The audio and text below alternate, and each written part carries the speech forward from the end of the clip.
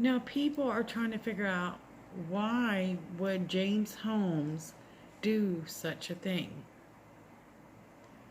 A lot of people, the first thing they went to was it a girlfriend?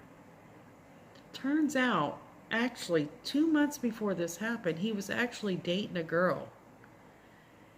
And we don't have clear details as to why she called it off, but she did. She called off the relationship with James. And let's see here. Okay, so yeah, it says the same value on one of the psychiatric evaluations. It says the same evaluation revealed that Holmes was dating a woman 2 months prior, but she made it clear that he was no longer interested in a long-term relationship. While this is only one story, but many other stories imply that she absolutely had no interest in him whatsoever, and she made that very clear. So, was it a broken heart that sent him spiraling in such a horrible depression and anger that he felt that he could take the lives of innocent people who had nothing to do with anything in his life? So that's really sad to see. One of the doctors says, when I asked him about other symptoms, he said he didn't want to say. I would have to, he didn't want to have to say, as I would have to report him. So James was talking to a psychiatrist prior, and he was scared to tell her how he really felt because she would report him. Any normal person, and they're required to do so under law. He says he wants to kill other people, but no one in particular, and he has never done anything to harm others, wrote Margaret Roth, which she worked at the University of Colorado as a social worker. And a lot of people were very angry with her because she did not report it. And his mother, actually, and his parents were very upset with the fact that she didn't let them know this. If you couldn't let anybody else know, why not tell the parents? And it's because of the HIPAA laws and the right of the patient. And really, with psychiatry, you should have that privacy to open up to people without having to worry about it getting out into the public. But does something like this, where it can endanger other people, should that be overlooked? Should that not be included in the HIPAA laws? And that's what James Holmes' parents really believed. They believed that if she would have told us something, then we could have took action and possibly prevented that. But what she doesn't understand is, would she really took that seriously? I mean, honestly, probably not. Okay, now let's take a closer look into James's mind. That means going into his notebook. And James had a lot going on in his notebook, and a lot of writing of the word why. And it's not there, as far as I can tell, for reasons of scientific interest. It's there because of his emotional issues. Why is he like this? Why does he do this? Why does he do that? And here you can see a list of his self-diagnosis. He has ADHD, chronic PTSD. He has a personality disorder, and he's also OCD. As you can see here, the list goes on and on with schizophrenia, all kinds of things. He has a lot of diagnoses for himself. You're welcome to pause the video and read over this. This is with a personality disorder. These are some of the things that, he thinks he has, and that's why he was able to diagnose himself. But I'm only able to tape so much video. A lot of this kind of associates with actually ADHD. Moving on to the post-traumatic stress disorder, this mental health condition is triggered by a terrifying event. But we've not heard of any type of terrifying event that Holmes might have experienced. And I wonder what that can be. And of course, I believe that sometimes PTSD is thrown out there in a way, it's just too easy. I don't think that everybody that says that they have PTSD does have it. However, that being said, for instance, say you experience something really traumatic to you, and then your friend experiences something pretty traumatic to her. Hers is way worse, but you experience the same pain as she does. I mean, you really can't put a measurement on what somebody's pain is.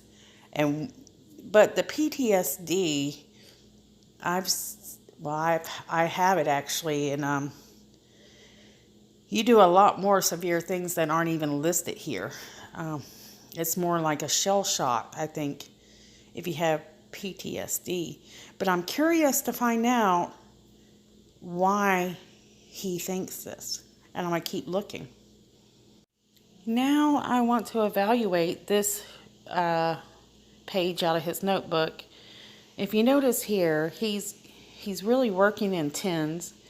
He's working with ones and zeros, and he actually put his definition of what he thinks the one is in a zero. But in science and in a lot of mathematical mythologies and things like this, one is often considered living life, soul, energy, and he's using that here, I believe. In fact, if you look it up, you can see the 1, 2, 3, 4, 5, 6, 7, 8, 9 times 9 plus 10 equals 10, ones, if you were to compare it to what you see here.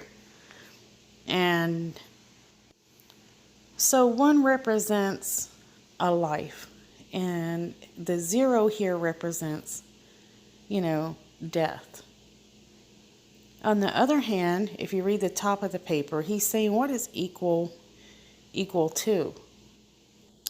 And so you can try to think, maybe there's a reasoning for him, but there really isn't, right? What he's meaning is he's speaking about himself. He's not standing out like he wants to. And no matter what he does, he's not able to do that.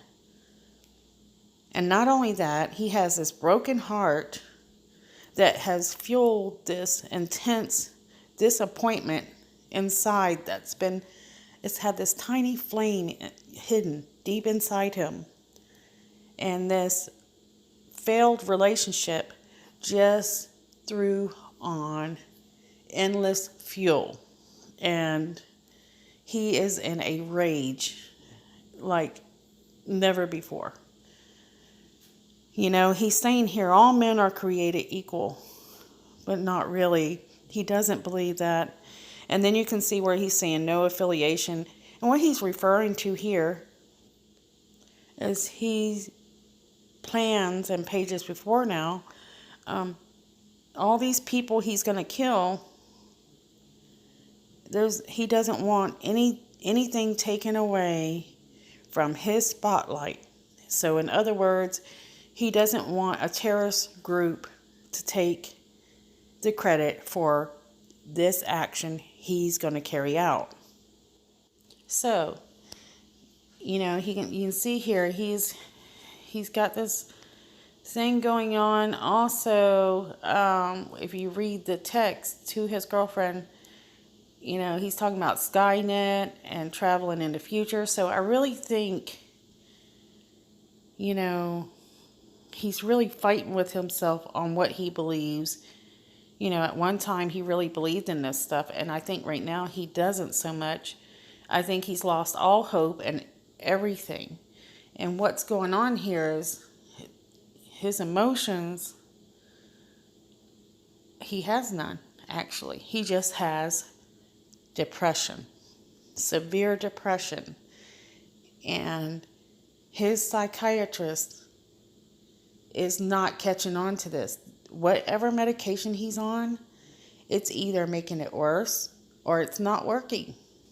The problem with psychiatrists and people today in general is they cannot see outside the box.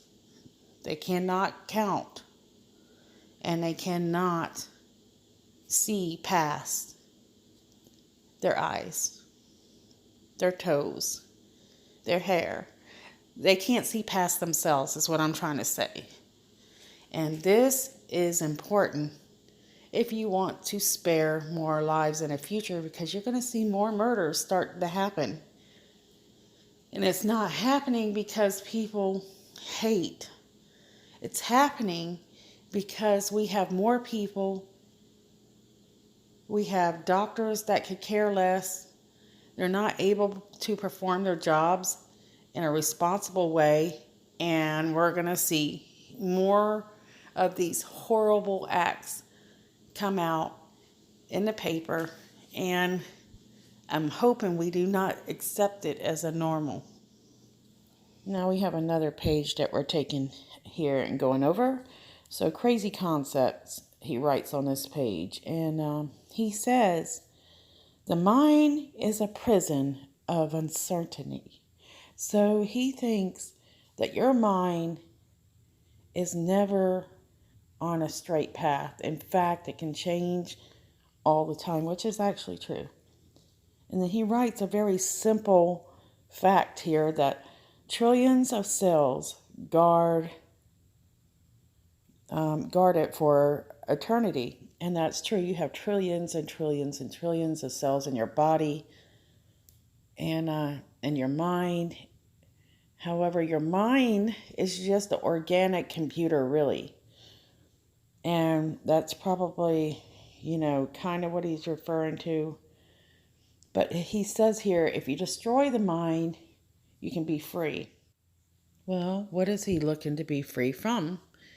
And referring back to other notes in his book, he has an endless list of reasons. So, he has schizophrenia, he has anxiety, he has insomnia. Now, this guy has been suffering a really, really long time, so he's just wanting to be free. But why did he think killing other people and going to jail for a lifetime would set his mind free? I think he was failing out in school. He was failing in relationships with people.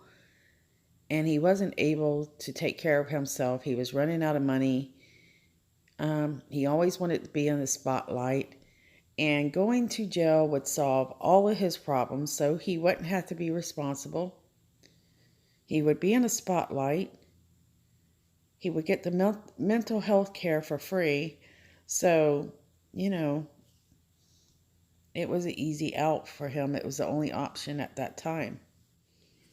Okay, so let's go over this right here. And so you can see him plotting out his plans to murder innocent people because he has mental issues. He thinks he's justified to do this since he is suffering so badly, which he could be farther from the truth. Okay, so he's casing a place. He knows that it has 15 screens, but there's other movie theaters that are closer by to his apartment, and there's movie theaters that have a lot more people for somebody looking to kill as many people as they can. So why this theater? Well, all the other theaters had, they allow people to carry concealed weapons. This is the only theater that did not. So he was making sure that wherever he chose to carry out this act, they could not defend themselves. In my opinion, there's nothing worse than attacking somebody that cannot defend themselves. That is cowardly. So James Holmes planned to go to theater number 9, park his car in the back of the theater, load it with tons of ammo, armor, guns, etc. Come back in the door and shoot people enjoying a movie with their families. One thing that James Holmes said was, as he was, he got through shooting, he went to go leave, and he noticed one guy that was shot was smiling. He remembers looking back and thinking it was weird that this guy was smiling after such a terrifying thing happened to him. What was really odd about the attack of James Holmes is when he come in, he threw in 2 canisters of tear gas. Then he shot up towards the ceiling. Then shortly later, he shot into the audience. What was the purpose of him shooting into the ceiling, I wonder? It just seems to me he really had to work hard to gather up the guts to carry out this horrible action. What is really odd to me is he sent a package to the college he attended, addressed to his psychiatrist, and inside that package was a handwritten notebook of the attacks that he was going to carry out. He had also tried to reach her 9 minutes before he carried out this killing. So what was the purpose of that? I haven't got any clear answers on that yet, but I'm still doing research. Every day I uncover something new. Well, not long ago, James was transferred to a Pennsylvania federal prison. And this is because another inmate in the prison he was in before this tried to punch him in the face. The security in prisons are very tight, and there was a security door that was breached or left open, and we have to ask, how in the world did that happen? I think these kind of things happen on purpose. I think you have guards in there that say, this guy's a jerk, and I'm going to leave, doors open and let other inmates teach them a lesson. Because if you look at the past high-profile cases where other, prisoners have been killed within the prison system, they're really odd and they're very sketchy. So I guess you can't take the human out of the human, even in, professional settings. So I wonder, how the inmates in Pennsylvania are going to take James Holmes being there. Will they give him a different name? I'm just wondering, what extent did they go to secure his safety in this new federal prison that he's now living at. Now I have some new information that I want to share on part 3. It might take me some time to get that one out, but share some any of your comments and thoughts below, and let me know what you think, or if there's anything you think I missed on here. I just really think that in order to prevent these sort of things from happening in our future, we have to recognize that we have a mental crisis going on, and we do not have top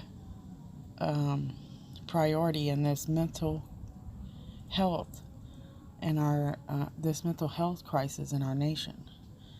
So in order to prevent future attacks, we have to first address the problem. And I also mentioned that in the near future, we're going to see more and more of this. Especially since you can see, looking at the pictures that James hangs in his jail cell, he's got tons of female admirers. He's never had so much attention in his entire life. I think people just really are not suffering in these prisons as one should. I mean, they're getting all these great letters, and they have this interaction with the outside world still. And look at this. I mean, these girls, come on, what are they thinking? Anyways, you can see he still has this number 1 encased in a circle with an infinite sign in the center. I'm not sure, what that means to him, but, looking at the symbols, I think he's using this as a way to stand out as a certain type of killer.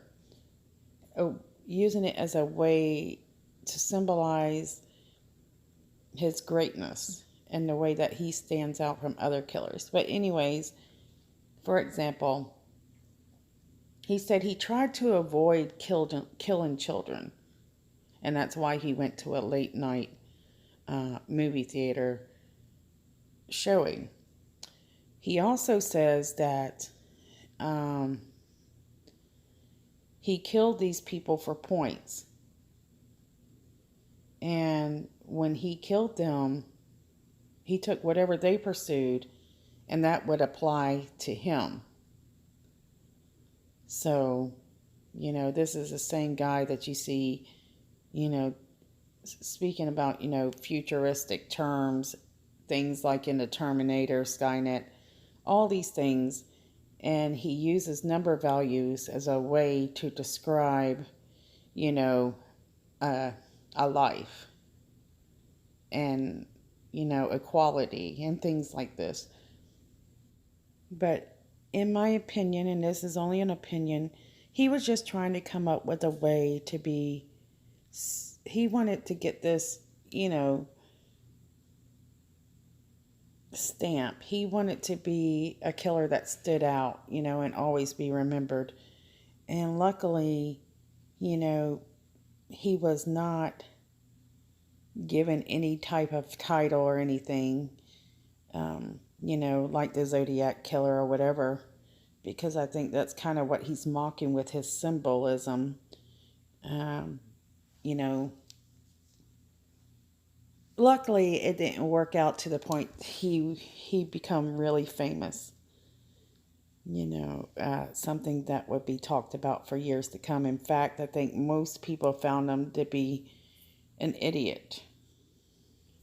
So I included a news article that actually covered his symbolism. Holmes says the symbol he drew in the notebook on the calendar is his apartment, and his jail cell signifies the belief that any problem could be solved with death. So it's, in my opinion, I believe he's just trying to stand out in a way that he's always wanted to. He didn't want to do it this way exactly, but he felt this was his only option left since, he was failing out in school and life in general. Anyways, I'm working on part 3. I am very disgusted with James Holmes, to be honest with you. And to be so selfish is disappointing to me, because the old ways of how humanity used to work was people who become doctors did it not for the fame, but for the success and to help humanity. They didn't do it for themselves. In the world today, college is there for anybody who wants to go. And most of the time, people go to college for themselves only. And this cannot be beneficial to humanity at all. He's a very selfish individual, and it's a shame. But anyways, I'm going to close this story out. I really had a lot going on making this story as well. I don't know how people find time to put so much into videos. I want to, but I just don't have it. And I'll try to do some updates for you. And I appreciate you guys watching. And if you, like I said, share some comments below, please.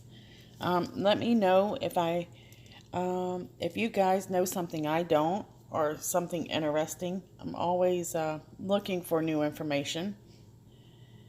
All right, and guys, subscribe if you like it, and I'll be uploading new videos in the next few weeks. So thanks so much for watching. See you around.